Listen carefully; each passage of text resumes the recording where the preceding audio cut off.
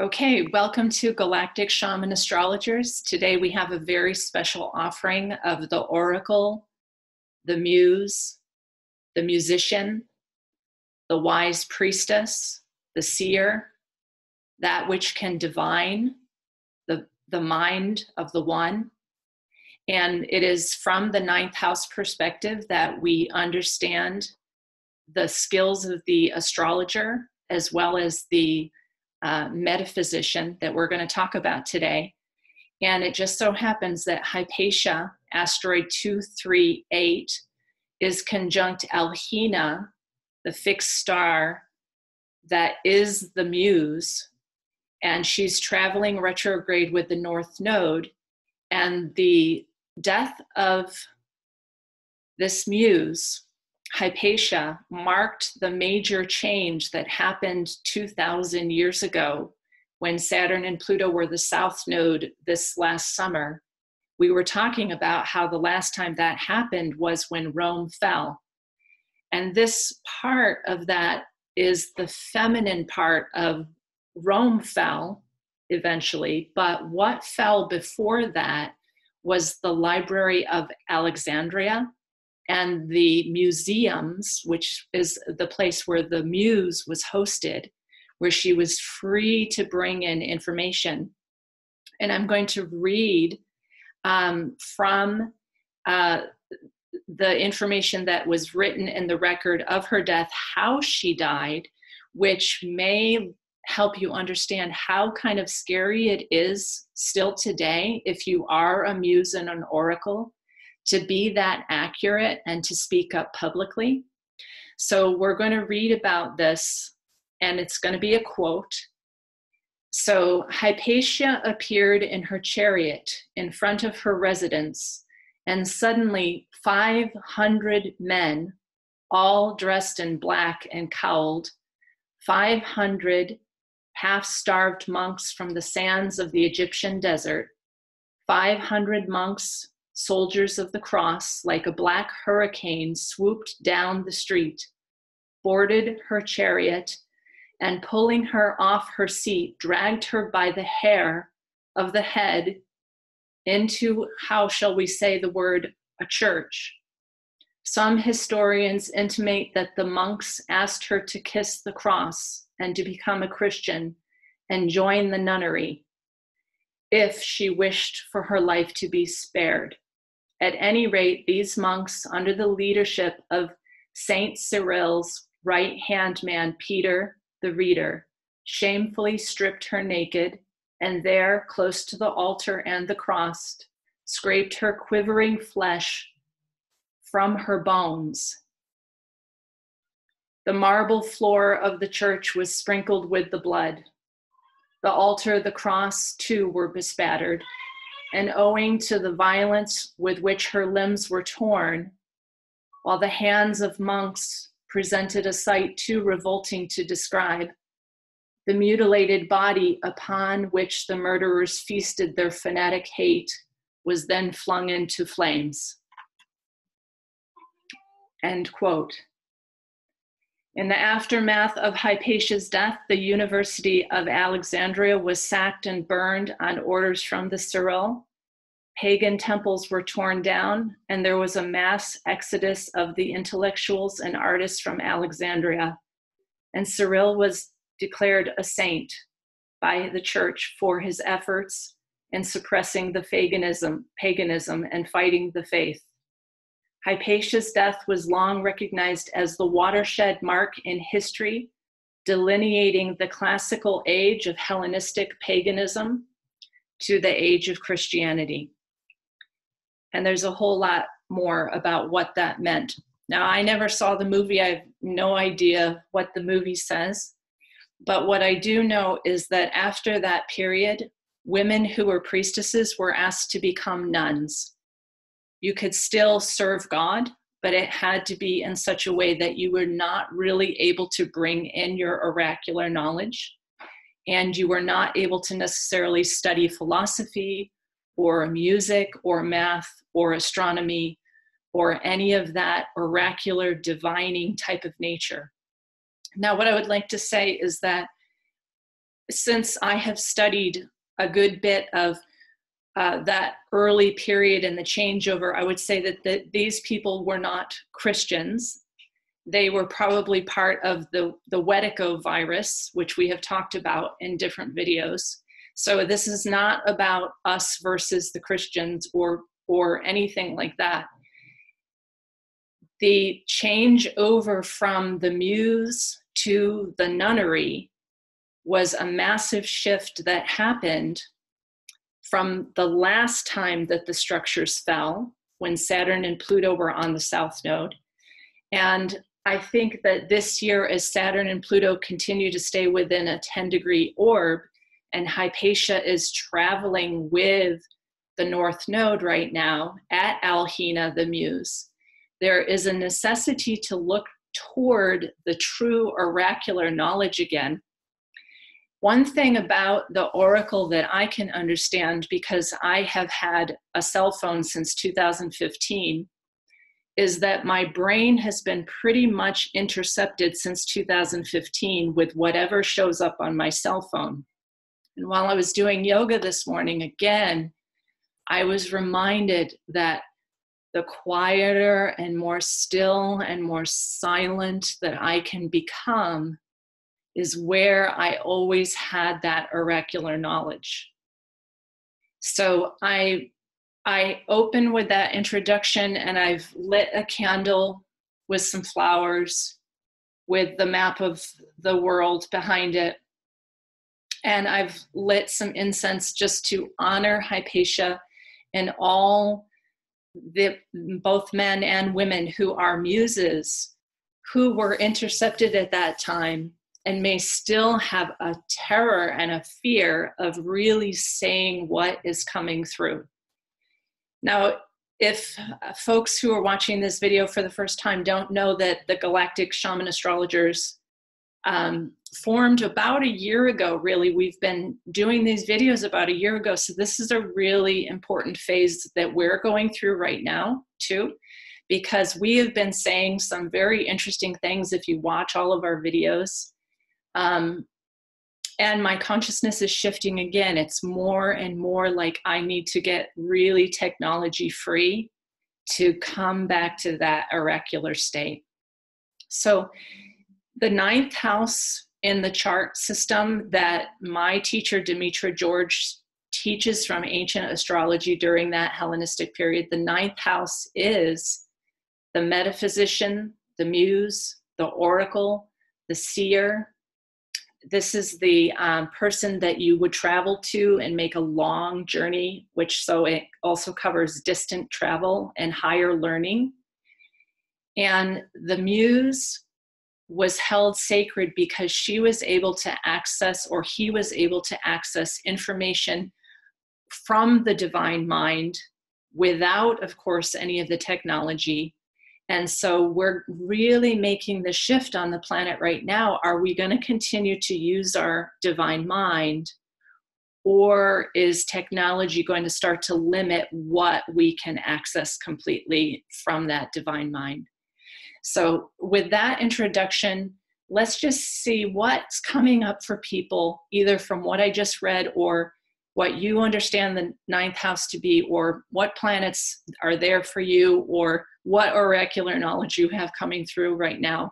Any of those topics, or, you know, just the need to talk to each other again is very important right now. So anything that's coming up, go ahead and jump in.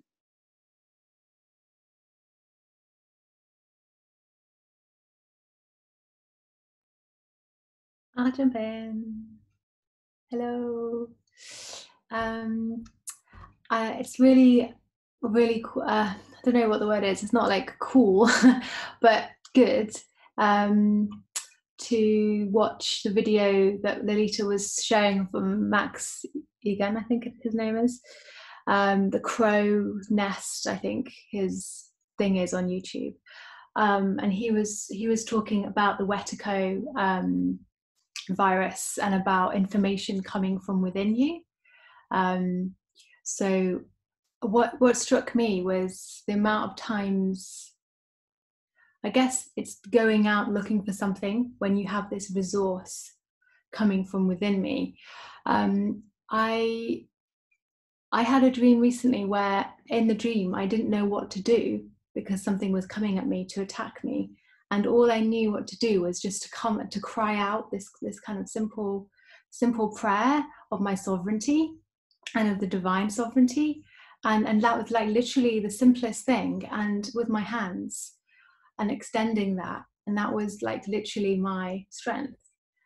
So I've been thinking about simplicity a lot, so it's cool you for saying that, Lolita, because I just feel like there's so much distraction and so much technological information that you can search and find out about, and it all just, to me, it just seems like a waste of time, because I don't really feel that I need it, and it's some kind of addiction, whereas the simplicity of just focusing on one thing can get really lost in that. I just went on this really cool food course for raw nutrition, and we were talking about cells and the health of cells, like the smallest part of the body, and how they thrive on simplicity and relativity. So the more we can be relative to ourselves and to one another and simple, the more like organic matter we're giving to our body. So just the contrast between that and what other things might demand is quite strong.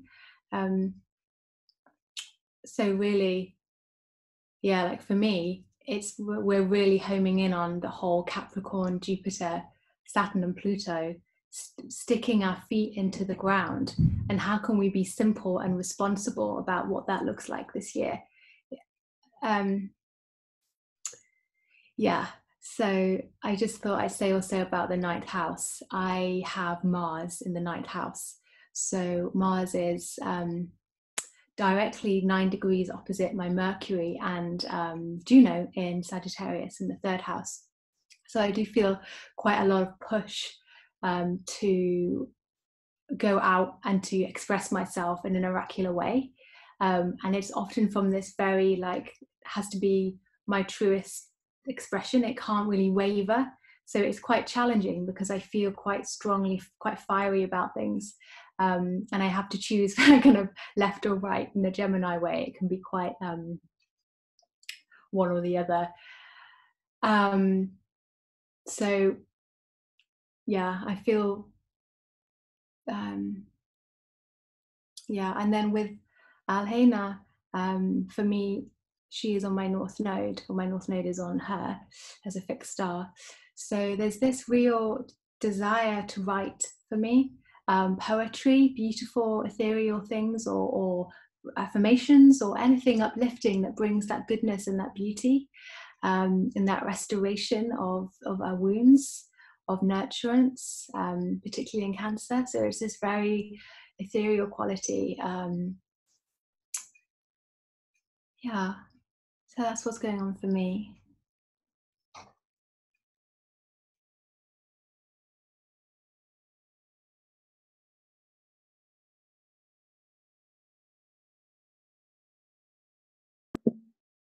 Hi, everyone. I'm just going to oracle here because I have a lot coming through, and I think I'm kind of shocked, Lolita, by the story. I've never heard of it before, or the asteroid. So as soon as you sent the message this morning, I looked it up on my chart, and Hypatia is conjunct my Juno in the 11th house for me in Virgo. And this morning, as Grant and I were having coffee, I just started to share with him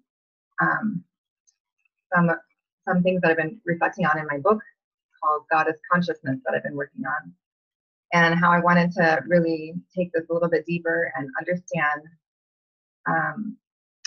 some of the complex relationships I've had with men, and how men have initiated me into the goddess in a lot of different ways through, having crushes on professors or idealizing men. And in some ways, when I was younger, I had this complex that I wasn't smart because I wasn't good at math or science or things that I felt like men were smarter at. And I went to therapy for a long time and did some work in trying to uncover why was I so afraid to speak in the world. And I didn't know where it came from, but it was a very strong feeling that if I were to express my true self in the world, that I would be killed. And I didn't know where that came from or why I felt that way. But it took like me going to college and getting a master's degree to really undo that sense of, well, I'm not stupid. I'm graduating with honors. But I think the crux of it was this male gaze, or this fear of being ripped apart by men. I don't know how to quite explain it, but now that I hear the story, it feels like it's, there's some unraveling and unpacking and healing to do with the relationship between the masculine and the feminine. And having gone to seminary, and even this week in particular, I just find that I make men angry, and I can elicit a lot of negative energy directed towards me that's intellectual. And that happened to me online this week. It kind of took me down a rabbit hole of feeling very afraid to speak in the world again. I have in my ninth house, my vertex is at 10 at Alpina in Cancer. And yeah, so that's a very interesting thing to think about, her being there right now, and what's been coming through for me and healing this wound in my relationship with the masculine, and really respecting the father and respecting my husband, and healing something that's older than my relationships in this particular lifetime, and reestablishing the Hieros Gamut. And recently I had somebody tell me not to use the word priestess, that was offensive, and that I shouldn't call myself that, even though I've done years of oracular training and I have professional degrees, both in seminary and in being a priestess, but that was it was offensive. And so I've really been wrestling with that. And I had this sense that it's almost like Hypatia hasn't been publicly redeemed yet, or the wounds of Medusa haven't been publicly acknowledged and restored yet. And so I feel that there needs to be some kind of coming back together on this that needs to happen publicly to acknowledge some of these wounds. So anyway, did you want to say anything?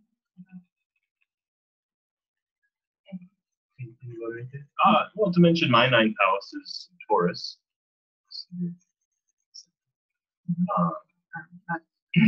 Right? My sun house. Your sun house. And then Chiron is at 14 degrees. And I think personally how that's affected me is I've sort of become disenfranchised with higher learning in the sense of the university system.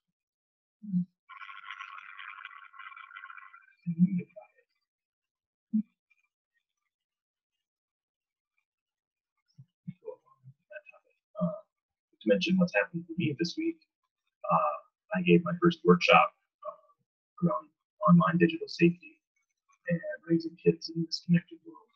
Some recommendations, just opening up to what are the dangers of, and sort of this similar energetic heart that you can get caught in. You were saying it's sort of a sinkhole of too much information, and you can just waste all this time following a bunch of threads about sort of what individual people might think, or what they want you to think even. I really love this discussion of honoring an inner authority, of being creative to come up with information from inside. And that seems to be sort of the program, or the giving up of authority, that all knowledge has to come from inside of you.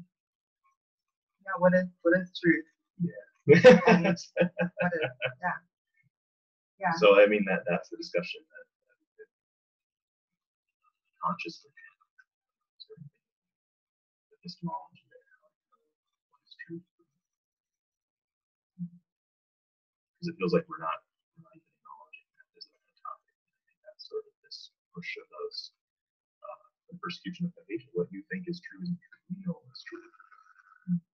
Seize your knowledge or destroy you because your truth is so wrong. Your truth is so unacceptable. I'll say one more thing. Yeah, let me stop you right there for a second. Yeah. You guys have like you got interfered upon when you guys came on. There were like someone else was talking on your line, and so when Grant was just talking, there's somebody else talking on your line right now. So we're intercepted, and so just Grant sounds like he's underwater, and so when you're talking, Jessica, get right up close to the street. Okay, go ahead. Okay. The other thing I wanted to just add with that is the work of embodied knowledge. I mean, I think that's whether I've been having this like thoughts being forced in versus thoughts flowing up like a fountain. And so working on really keeping that flow strong. And that when I got entangled in this internet conversation, I was feeling energy coming to me like hooks into my body and barbed wire all around my body that I was having to energetically pull away because all these projections or entities were coming at me from these negative conversations. So how energetically, when we're even talking online, those are open portals. So I do a lot to just close them and to visualize a lot of rainbow energy coming out of me into that space so that I'm not allowing my space to be penetrated if I don't choose.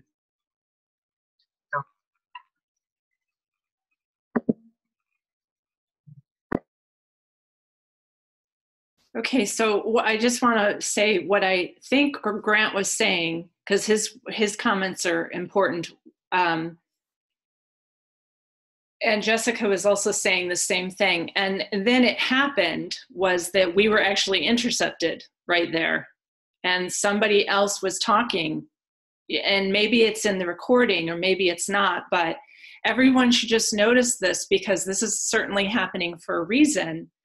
And then Jessica was also saying, you know, she feels these barbed wire and these things coming around. This is what Grant was talking about, is that digital safety, to be aware all the time that when you have the screen open, there is access to you all the time. So this is actually perfect that actually happened. And maybe it picked up in the recording and people should listen. Because when I first got a smartphone in 2015, I got it to stay in touch with my daughter who was moving away, but things would pop up on my screen and I thought it was like some fabulous supernatural message from the angels or from the stars or something.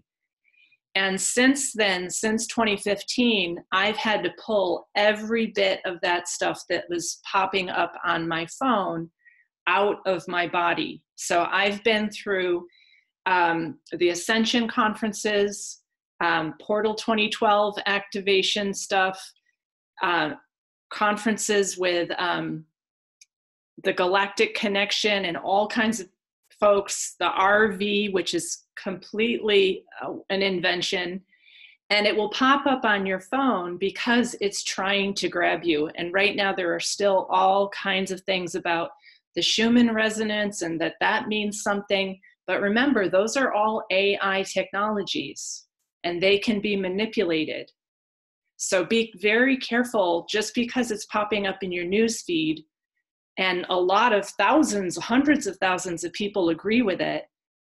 Be sure that the Wedico, like that took Hypatia as 500 cloaked men, are doing the same thing, but they're doing it online now. So there was an article recently written about that persons with like 100,000 followers are being used for social media to kind of tell the truth. There's like a veneer of truth in that. But the video that Emmeline was talking about by Max Igans was called The Truth Trap. And And he really figured out that all of this truth movement is a trap which creates another holographic reality and another holographic reality and another holographic reality. And every time we give our synapses to that, I can actually feel it in the base of my brain. We create another trap of a matrix that we are stuck in. So the oracle, I now want to like create a sanctuary that has no technology at all, where oracles can gather like the ancient muses. If you can do that yourself, wherever you are, do that, because we are being intercepted right now on this call even. That's how pervasive it is. But keep going anyways, even if there are 500 cloaked interceptors trying to grab you and drag you. Keep going. Who else wants to talk?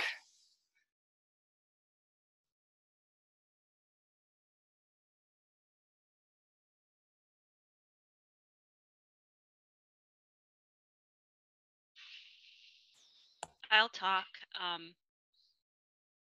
This morning I looked at my chart after to see where Hypatia was in my chart, and it is in my 8th house, and it is within a degree of my Venus, and within about 5 degrees of my Sun in Capricorn, which is so it's moving into the transiting Hypatia is moving into opposition to my natal Hypatia. And I can say that I have always kind of felt that that fear of using my oracular knowledge and speaking up for myself and speaking my own vision of truth and my own internal creativity. And so I think part of my own personal transformation and my own personal blossoming is to kind of overcome that fear and trauma and to speak my own words and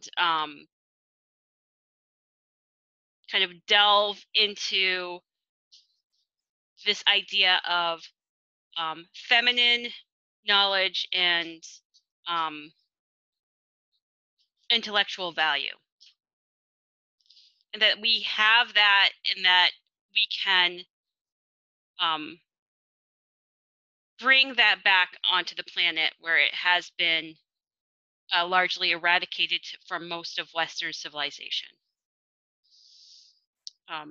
And in my 9th house in particular, it's in Aquarius, and my my MC and my lot of fortune are both in Aquarius in this 9th house of oracular knowledge. So it seems to be very personal to me to revive this idea of Hypatia and feminine oracular knowledge, and have that voice and have that kind of tapped in intuitive wisdom and be able to speak that.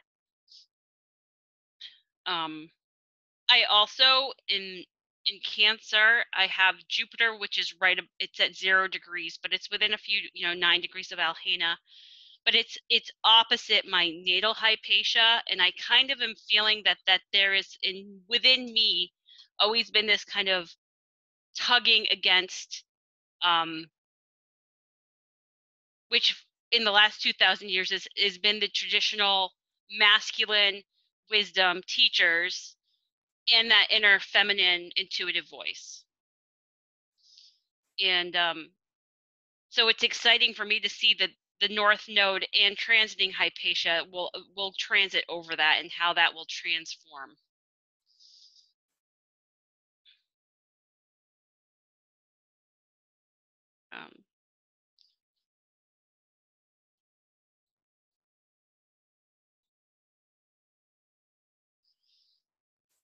Well, I just want to do you mind, Holly, if I say something here?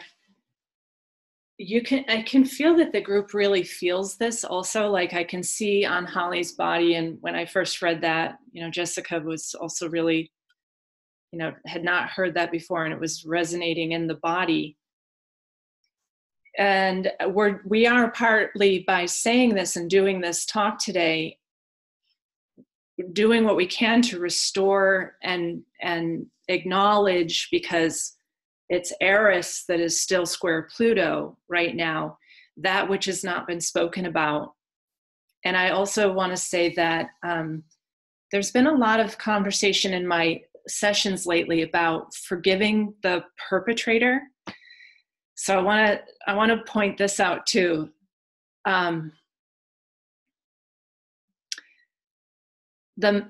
The charts that I read, all of them show where we chose our abduction, we chose to be sacrificed, we chose to be dragged like that.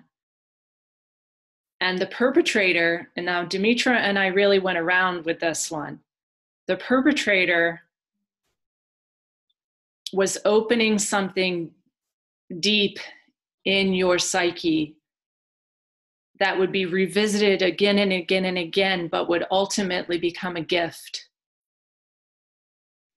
So my daughter has Hypatia exactly conjunct her sun, but she also has Tantalus, which is the sacrifice. And definitely, folks, we chose everything that has ever happened. So when Hypatia is really strong in the chart, like people are recognizing right now, we probably chose those lifetimes of being dragged and ripped from limb to limb. And I hate to say that, but my oracular knowledge after reading chart after chart after chart after chart after chart is there's nobody who didn't choose their abduction or their rape or their being pulled limb for limb. Now that is the kind of oracular knowledge that seems grim, and maybe Lalita's crazy and she's not telling the truth. But in my chart, I can see where I chose the abduction, Proserpina and Persephone. And whenever serious, horrible things happened to me, I could see that the same abduction asteroids were right there, conjunct something. So the role of the oracle has also been able, to say things that are not very nice and truly grim and horrific. But the reason the oracle was so hated was that when she said something like that, then we could not give our sovereignty away to some, alleged higher power who would save us from those things, like being raped or stoned. This is very interesting. Can you follow this? Yeah, and I would agree with that, because I also have that feeling that within our personal soul stories, we kind of, it's like choose your own adventure, and it's not always that sweet fairy tale. Sometimes it is the tragedy, or sometimes it is the thriller, and part of the journey is revisiting those moments in your soul journey and how you integrate that. And part of the oracular knowledge is speaking that truth of the trauma points and owning that part of your story. I had someone who was a healer work on me once and said, part of your blockages is because you were, you had given some kind of basically oracular knowledge to a sovereign in another lifetime, and they didn't like what you said and they had you killed. And I remember thinking at the time that resonated, and she said, but she goes, that's a lot of people's story. And your soul journey is infinite and eternal, and it is learning how that you, instead of becoming the victim, you become the survivor, and you move on and hold that power of, this happened, but now I'm going to move on and continue on, despite that moment of time and that trauma point. And how do we move on with that and continue to stream from that very pure internal wellspring that connects us with that kind of infinite knowing.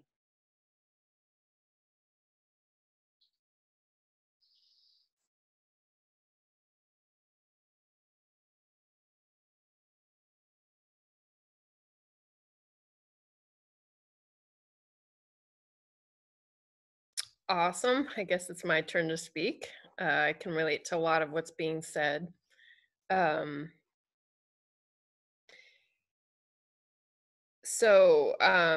just found out Tantalus is exactly conjunct my Venus, which is part of a grand fire trine, a major grand fire trine in my life with Chiron, Eris, and my midheaven. So I can definitely relate to that sacrificial female thing. And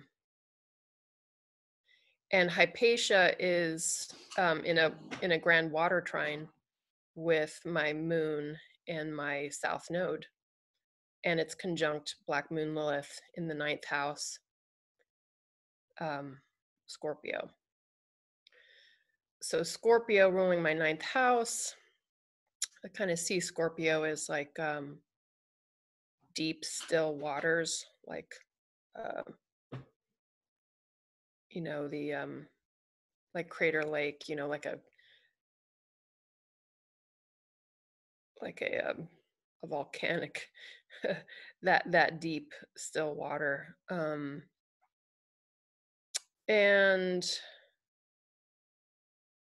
I've never really thought of myself as an oracle.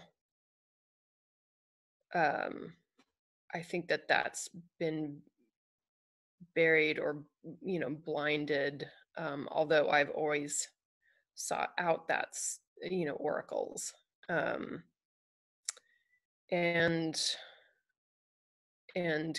being still and going within has been a huge life lesson. And when we talk about the stuff, the Wetiko and going within, I think back to some of the experiences I've had with reading different mystics and experiencing some different ancient meditation techniques. I went to a few silent retreats where we practiced what is called Dzogchen, which is a Tibetan kind of meditation that basically is just saying what we're saying. Everything is distraction except that stillness, and it's within that stillness. So I struggle with a lot of things. I don't struggle. What I'm saying is that I recognize a lot of things as distraction to the inner stillness that is that deep well of source knowledge.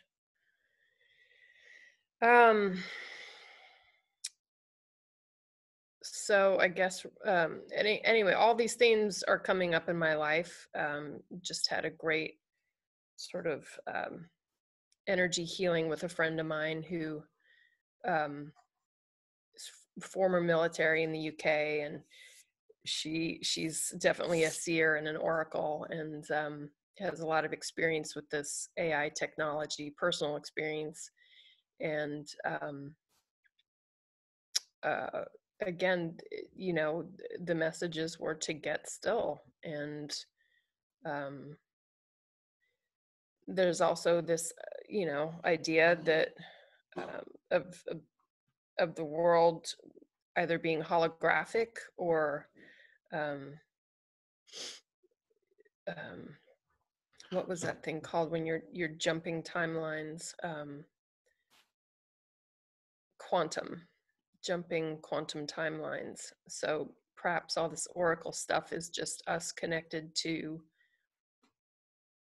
other timelines, bringing it forward, bringing it backward. Those sorts of ideas of, I've been reconsidering, and sort of makes sense to me. Anyway, I feel like I'm rambling now, but Yeah, everything's pointing to this stillness and to recognizing the interference. But it's again, it's no different than what these ancient Dzogchen Tibetan teachings of getting so quiet and recognize, and just to recognize the play of consciousness around us. So that's where I'm at with stuff right now.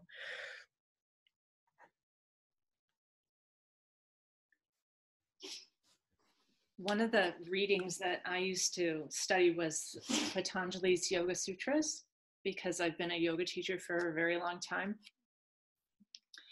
And there's a section in here, I'm not sure that I can open to it right now, but Britt just kind of helped me to remember this, that in the Yoga Sutras, it says that on the way, you will encounter many, many, many worlds and not to be distracted. It says in the Yoga Sutras that you will connect with all kinds of very fantastical beings and places that look crystalline and supernatural, but not to be distracted. It says in the Yoga Sutras there will be aliens and all levels of crystal palaces and incredible places, but don't be distracted. So in the Yoga Sutras, it describes all these other levels of matrix quantum realities, but not to be distracted. Because each layer of those is yet another matrix of an artificial intelligence. So I was very distracted by, even when I was shamanic journeying, I could go to the upper world and I could go to the lower world and I could travel in the middle world, and I was a fabulous shaman. But I, even in 2008, had to let go of all of that. I had to let go of all of those imaginary worlds also too. Because I realized that those also were popping out of me. They are projected realities jumping out of the one being of I am. So as an oracle, when I do astrology and I see that something like very potentially destructive is coming up for someone, and I say, you will have Pluto transiting your sun, and it's possible that you will feel abducted. Be very careful of shady characters, which I did have a reading like that this week. And those shady characters we have agreed to in advance, actually, but they're all popping out of me. So meeting that shady character who is going to potentially abduct you, the important thing to remember is that you chose that, and that is someone jumping out of me. There's nothing at all except I am.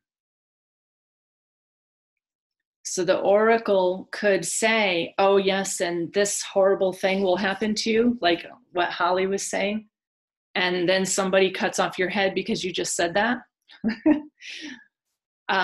But what everyone can know right now is that all of that, even Lucifer, which I talked about in the last video at length, is popping out of me. It is a psychic phenomenon, as is the AI technology. And if you go to, and some of us studied a little bit what Freddie Silva is talking about with the Templars, if you go to the deep within and induce a coma and die for 3 days, you will quickly find out all of this is a projection. Because one of the things that I did during my shamanic studies was that we journeyed to our death. And when I died, I saw that this was all popping out of me, all the levels and layers. So if you can reverse that and go back deep into that nothingness inside of you, that's where you meet the dreamer that is dreaming this dream. I'll leave it at that, see what people want to say. Looks like Emmeline's in the dark now.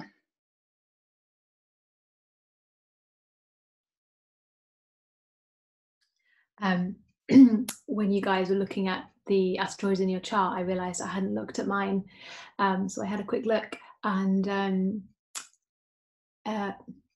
Hypatia.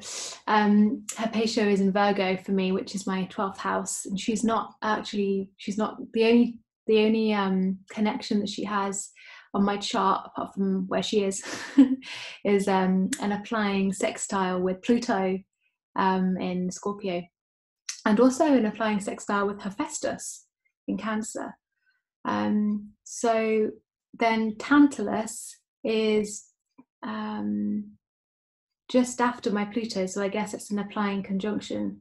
Pluto must be slower, I think, than Tantalus. Just before my Sun and Moon. So my Sun and Moon have already passed Tantalus, but it's like Pluto is applying to Tantalus, perhaps there. So then sextiling Hypatia, and then trining Hephaestus. So it's like, feels like that. When I was little, Pluto went over my Sun and Moon, and I had this huge abduction thing, and I just felt like I was living in hell for my young childhood, which really imprinted me. I'm really aware of like predatory influences because I felt as a child so psychically open to it. So I wonder with Hypatia in the 12th house, and perhaps in the womb as well, because Persephone is also in Virgo for me, there's that real sense of descending into emotional trauma and in kind of feminine woundage to then transform that, with Pluto transforming through the hell into healing. Yeah, that's about what I was going to say about that. And also what's weird is that since we started this conversation, I have like so hot and headachy, and it's almost like there's this projection coming through the camera right in my third eye, and I just feel like so I'm just like silently chanting affirmations because it feels like really intense. But yeah.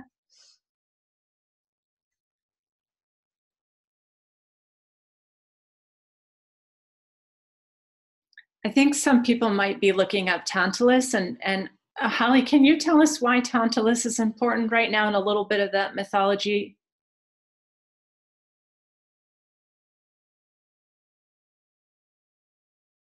Yeah, so I became aware of Tantalus because it's conjunct my sun in my chart as at 9 degrees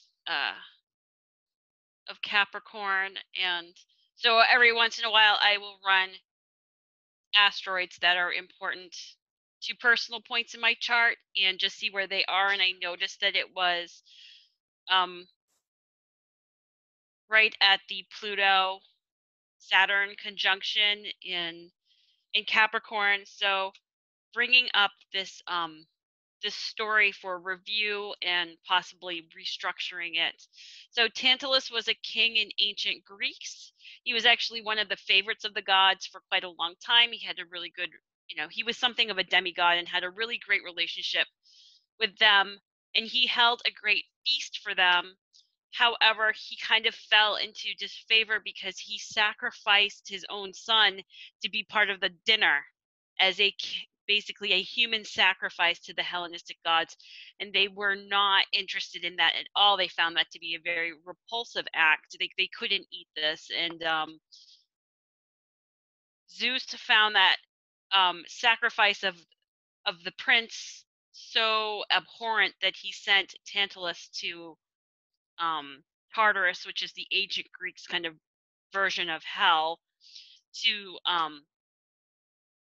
suffer. And so his punishment was he was kind of on an island on the shore with fruit trees with the beautiful luscious fruit hanging, and as the water would rise up, and he would always try to kind of climb the tree, and also at the same time trying to climb the tree to get the fruit, to eat the fruit, he can never really quite reach the fruit. So you kind of get that word tantalize,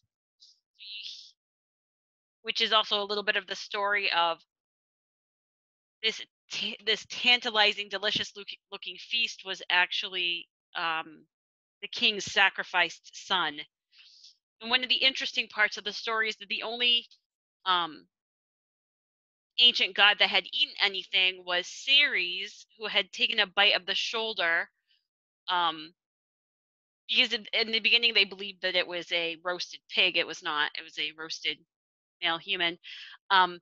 Because she at the time was so distraught over losing Persephone that she wasn't really paying attention. And then I think at the end of the story that the young man is restored by Zeus, and but Tantalus is sent to Tartarus to suffer and really contemplate what are appropriate sacrifices, and is what you're going after the kind of approval or gift or reward that you're looking for appropriate for the things that you're giving up? And if you're looking for divine favor, is it meritorious or not? So it is a bit of a warning story to not sacrifice important things. And of course, with the environmental story and series in there, it is also the kind of the sacrifice of the land. And do we sacrifice our children for the in the environment for technology, these magical things that we want, which is the magic of the gods? So right now, Tantalus is actually conjunct Ceres. And I can tell you right where that is. Ceres is at 25 degrees of Capricorn, and Tantalus is at 24:49. So they're like within minutes of each other. So it's kind of bringing up for me today that, it's just kind of moved past Saturn and Pluto. And it's this kind of story of what are we sacrificing for the planets, for the environmental, of the planet.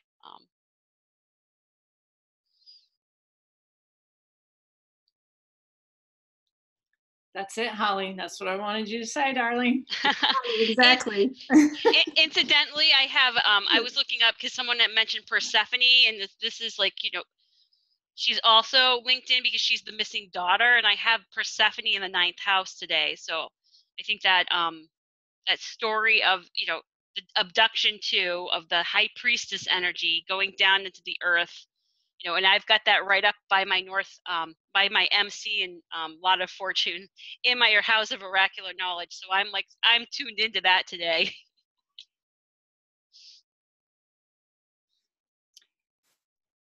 Yeah, so what Holly had written in our little chat group, that the conversation is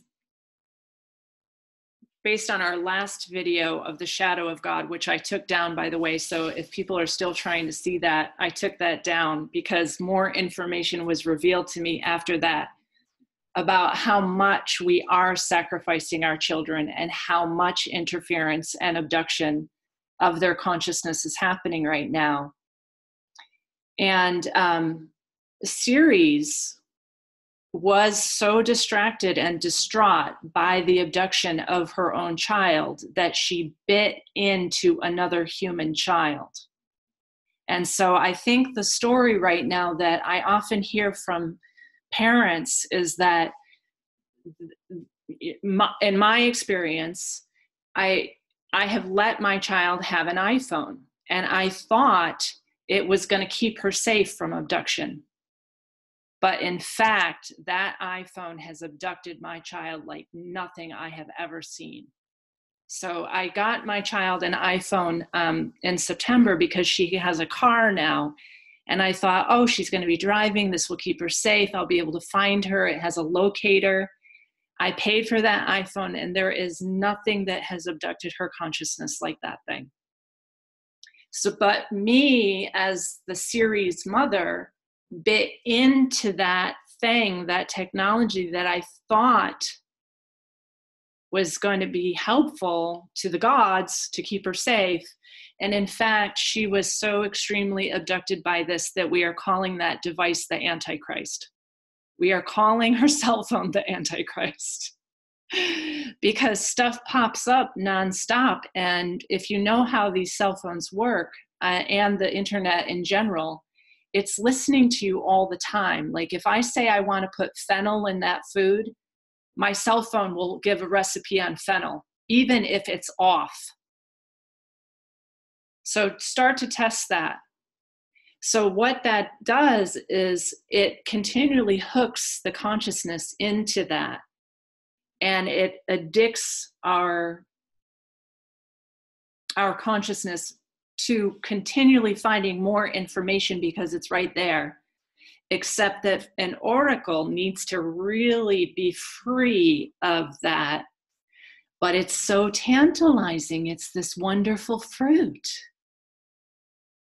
It's this gorgeous, yummy something that could give us a recipe on how to use our fennel. And we'll think ourselves so brilliant when that fennel recipe comes out, but we did not use our own creative genius. And that's how the Wedico grabs it.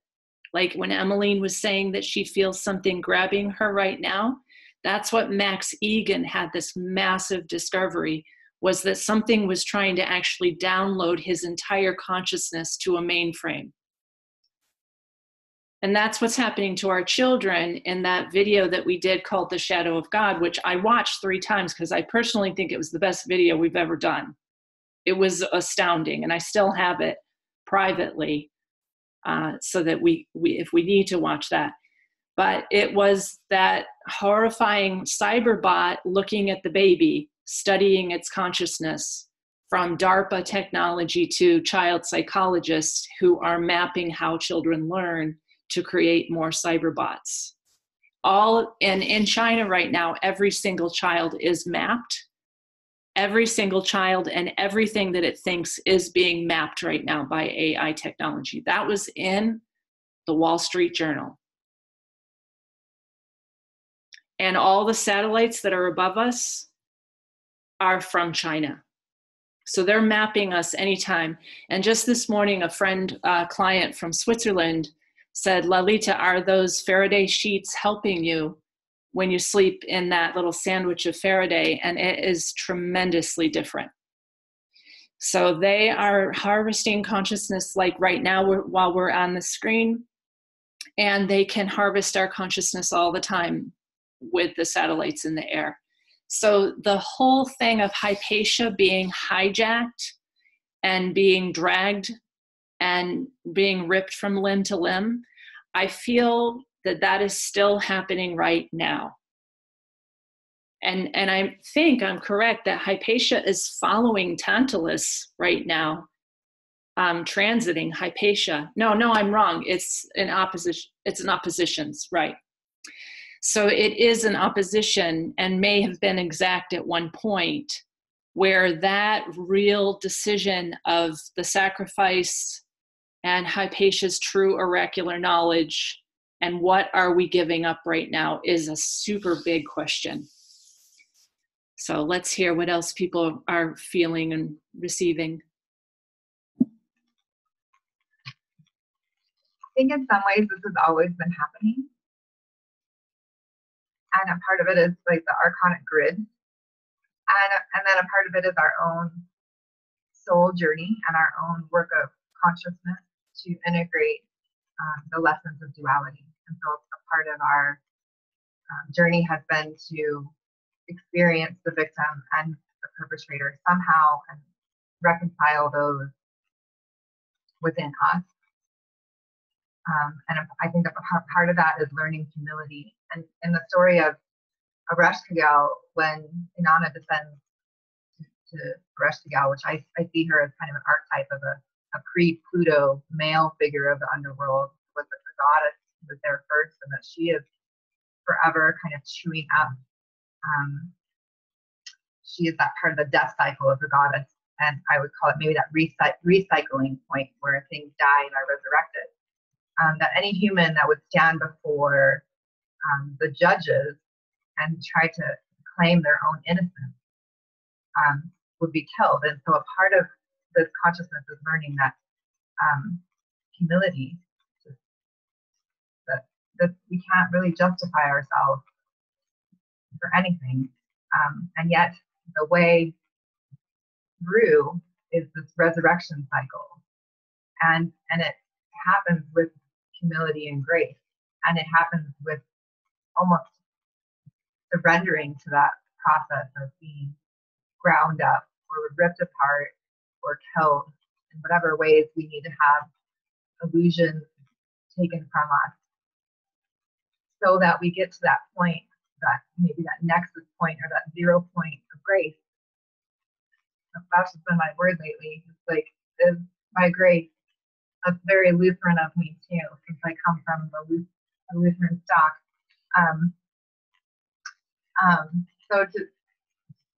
And once you reach that point of grace, I think there's a point of wonder and gratefulness and awe that can happen, and how beautiful things are, and how wonderful this life also is, while being able to keep the shadow in front of you and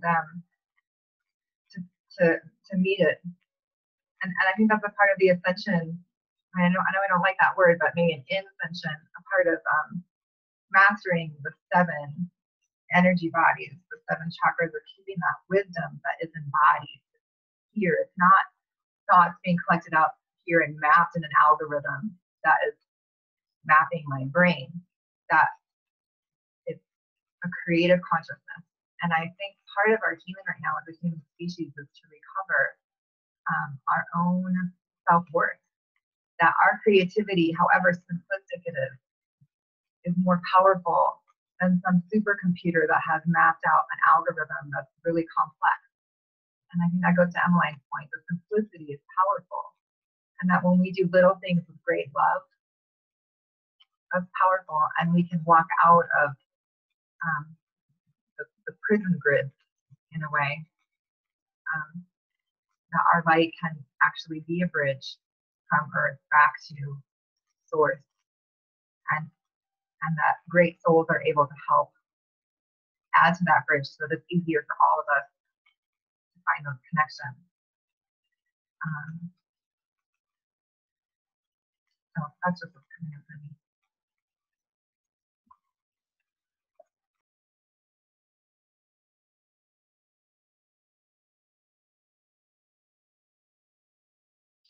And I think that kind of healing is like kind of our, like, I agree with you, Jessica, that that's our kind of our next step in our journey, and that inward focus of consciousness, which is also an expansion of sorts, and collectively looking at our stories and utilizing kind of like that Eris square Pluto square Juno and Libra like energy to shift patterns that have existed for a long time, or that we believe that have existed for a long time, but in the span of infinite consciousness may have just been relatively recent. And I'm just gonna, we're talking about kind of wisdom and knowledge, and it always kind of brings me back to the biblical story of the Garden of Eden, and the where Eve eats of the fruit of the tree of the knowledge of good and evil, and as a result, when God comes back, and she feeds Adam, and then so there is a bit of, God comes back and finds them, and they've become more knowledge and seemingly more conscious, and after this temptation by the snake, which in other cultures is a symbol of knowledge, and God in that story curses the snake, and he curses woman to feel the reproductive pains of childbirth, and curses the land so that man will toil, so that in effect man is cursed, and the land itself, the feminine land, is cursed, and that there is that negative patterning there that we can no longer really enjoy the gifts of the planet because of this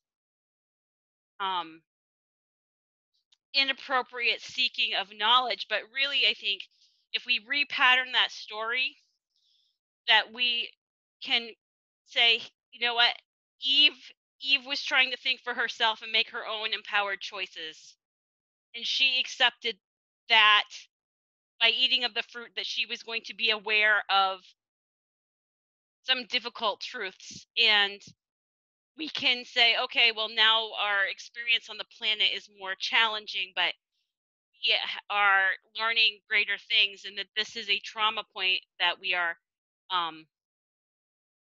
integrating, and what this perceived a curse or sacrifice we can integrate into a better, more healed relationship with each other and with our divine consciousness and wisdom.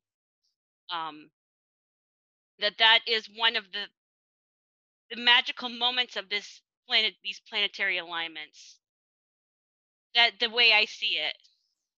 So we don't get there if we are stuck on our cell phones.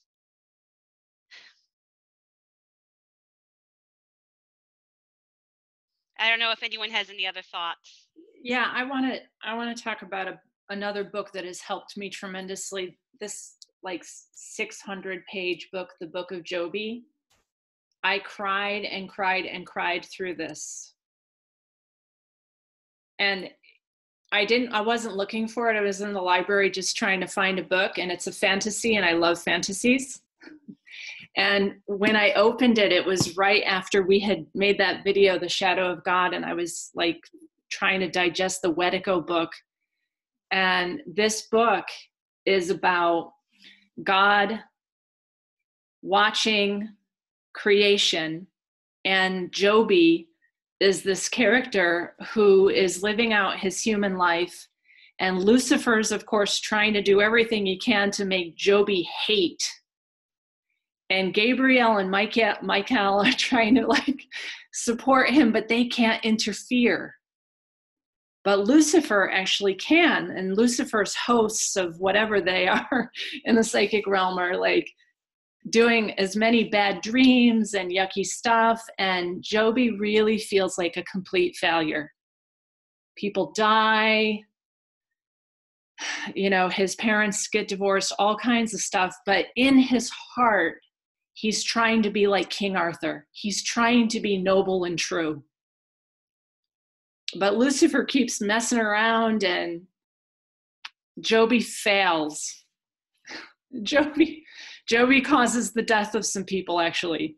And Jobi finds this beautiful place in California, and Lucifer shows up as one of his students because Jobi's a high school teacher. And the student is actually Lucifer himself, and he's trying to play with Jobi's mind. But the student is so beautiful. He's such a bright and gifted skateboard kid, and Jobi's listening to his stories, and he gets Jobi angry enough that Jobi's gonna bomb the town and destroy the town. And then Merlin comes, I don't know, it's supernatural, it's fantasy, okay? But Merlin comes, and Merlin shows Jobi this student's real form as Lucifer. And suddenly Jobi was like, what? And Merlin's like, and this person has been tricking you since you were 10 years old, and that and that and that. And Jobi's like, what? And like all these levels and layers are collapsing. And Jobi was just about to destroy the whole town. So he's like, oh my gosh, I was tricked into, like, I was going to blow up 5,000 people. And then he decides to take Lucifer on head on.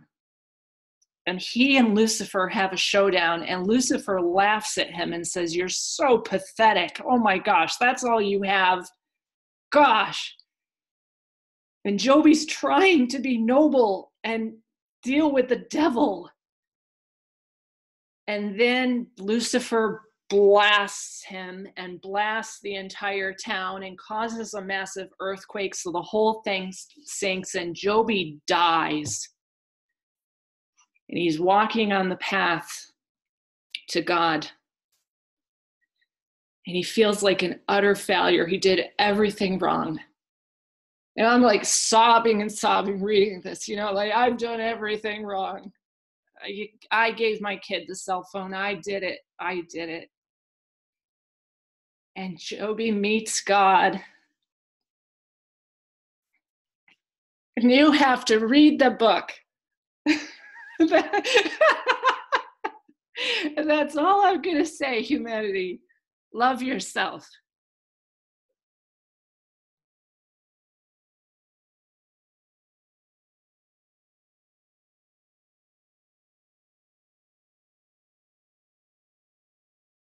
I just have to bring up the whole initiation thing, the Freddie Silva initiation, the coma, and you know, if you really break down, if you really imagine, say, what it would be like to be Christ walking to his death with utter surrender.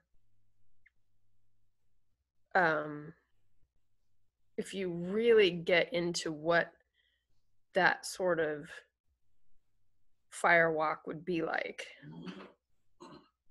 and to really let go of all of our hopes, wishes, dreams, loves, ambitions, attachments,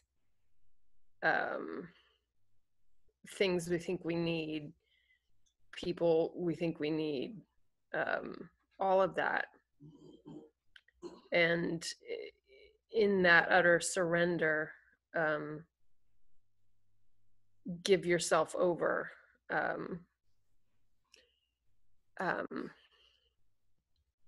mean, this is a powerful story that's been the basis of secret teachings, the basis of widespread devotion.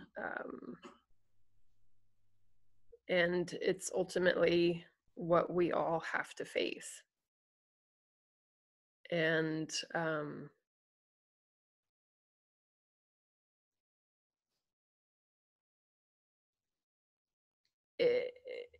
we think it looks dark, but I think the messages are there that it's not as dark as we think.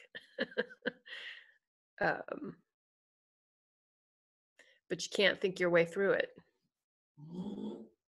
It's initiation is not a thinking thing.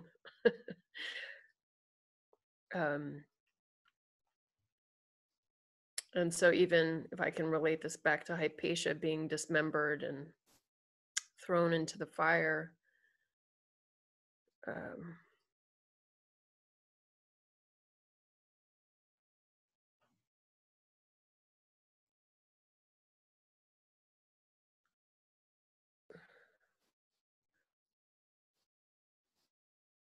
I can't make the connections, but I am just thinking of, you know, the feminine dismemberment, the rejection, the annihilation of all of that.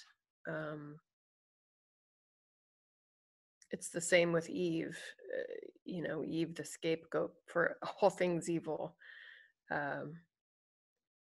And that's just not the truth. The truth is that one could say that life could be seen as a kind of dismemberment process, a dismemberment to rememberment. I'm waxing philosophical, but that's what that all brings up for me, is this some kind of deep Gnostic knowing that we have that this emptiness is scary on the path to it, but ultimately it's this, if we trust the mystics, it's this place of deep reward and riches beyond anything the imagination could even consider.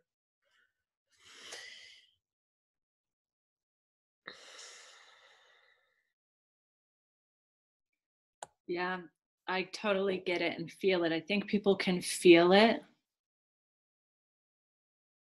The Sabian symbol, which is all oracular, the Sabian symbols were done by an oracle. She started channeling. She was sitting on a park bench. She channeled 300 different Sabian symbols for each of the degrees in astrology. Pure channeling. And they're right on as far as I can tell. And the Saturn-Pluto conjunction with Tantalus and the Sun and Mercury and Ceres and Chariklo and the whole group was at the destruction of nature, of nations, that leads to a higher spiritual truth. So the dismemberment, and then, you know, right after I said that, war was declared. And my thing as an oracle has always been, and I can feel it at the base of my skull, I just know I've been severed right here at my limbic brain again and again for saying things like this. But it is that now my soul's like, well, I'm still going to say it, no matter how many times I've been dismembered. I'm going to walk that path. I'll challenge Lucifer no matter how little I am and how insignificant and what a speck of dust that I am. Who else? We've got 6 minutes. Let's hear from you.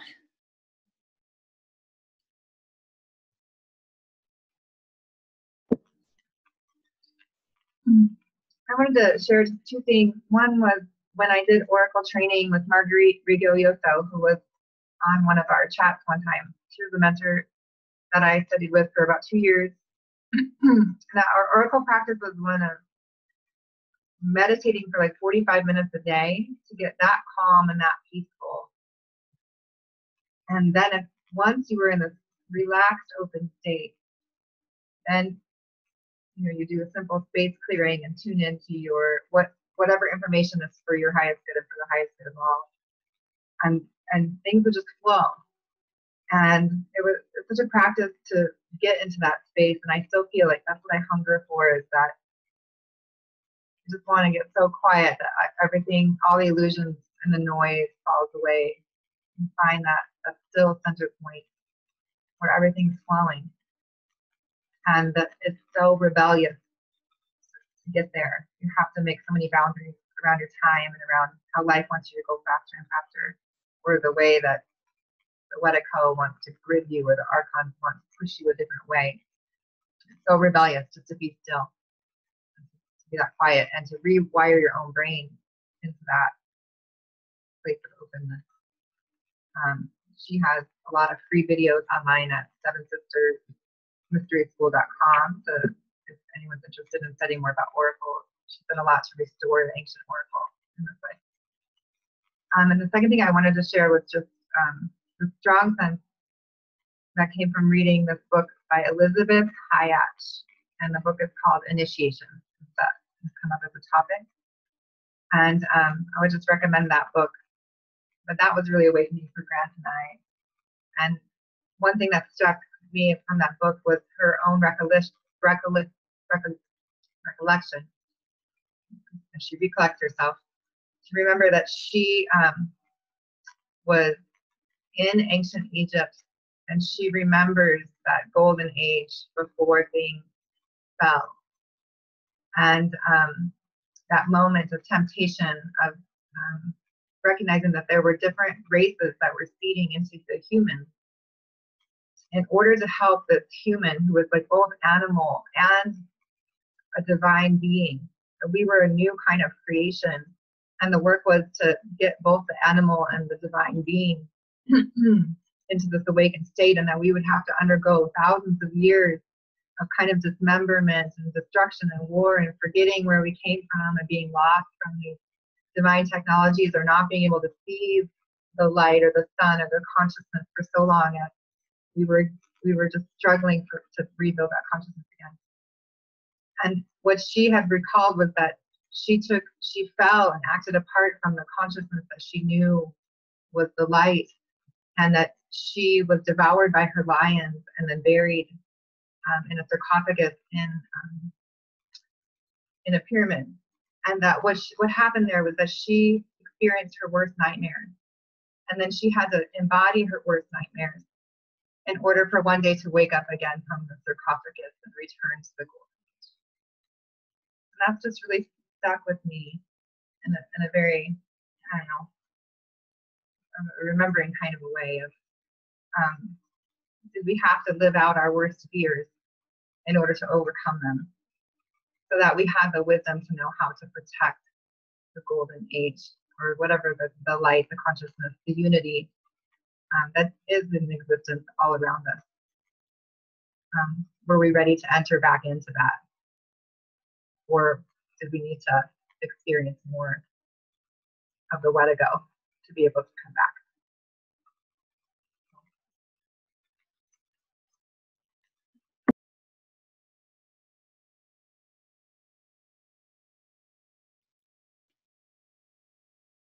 So what Jessica just said about being devoured by lions and dismembered, and the greatest fears that we have to live out. So remember, as astrologers, that when you read a chart and you see some of those sacrificial Tantalus and some different things that are ripping you apart, and Pluto conjunct your sun, or Pluto conjunct your moon, or whatever it is that is abducting you into the abyss that Emmeline was talking about earlier, that abyss was the ancient Eleusinian mysteries of when you would take actually some kind of herbal thing and go deep down under the earth, and like the most terrifying things would happen, because those terrifying things are what rip us open and open us up. And so we all chose every bit of that. And so to avoid that and push that away, according to Carl Jung, is what actually creates it even bigger. It becomes magma and explosive. And 2 days before all the volcanoes started going off, I wrote a post that said, if everybody keeps polarizing over here to the light, when we got a Saturn-Pluto conjunction, which is going deep down into the dark, and everyone's talking about a light grid and blah, blah, blah, we're going to have volcanoes going off. And sure enough, right after that, 4 huge volcanoes were going off, and they're still going off, because it's all alchemy, folks. It's alchemy. If we can't balance our animal self and our divine self, if we cannot balance our light and our dark, if we cannot hold both of those things, which we are, every one of us, then that massive unconscious avoidance is going to come up as magma. And maybe that is our deepest desire, because that's what I finally said. Everybody who's calling themselves a light worker at this point is just vomitous to me, because who isn't a light worker? Who isn't? And I've been through that whole thing of studying like who's a starseed and who's not a starseed, and the whole thing that was put out there by the starseeds are doing something to save the planet. And I'm going, none of that's true. None of that's true, folks. We're all starseeds. We're all from that divine spark. So don't need to polarize anymore. Get deep inside. Tu tatvamasi, thou art that. Okay, anything else for today? Grant, do you want to share the cover real quick? That's the book, if anybody's interested.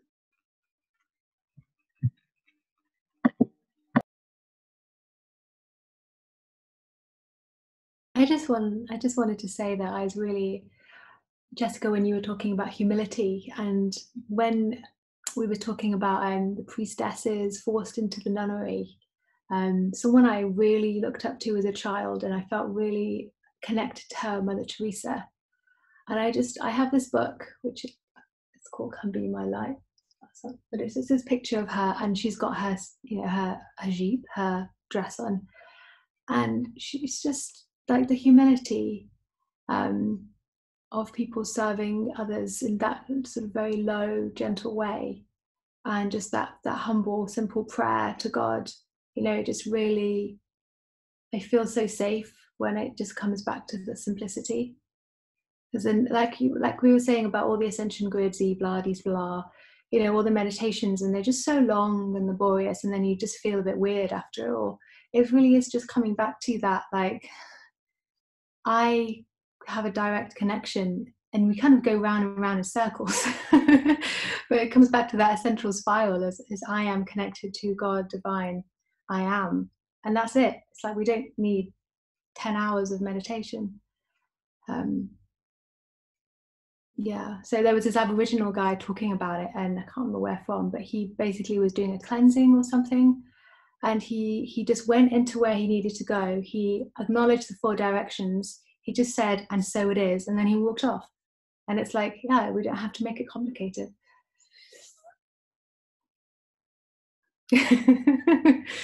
Yeah.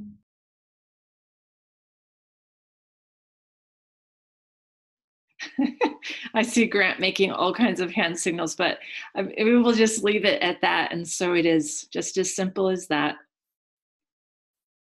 Bye-bye. Love you.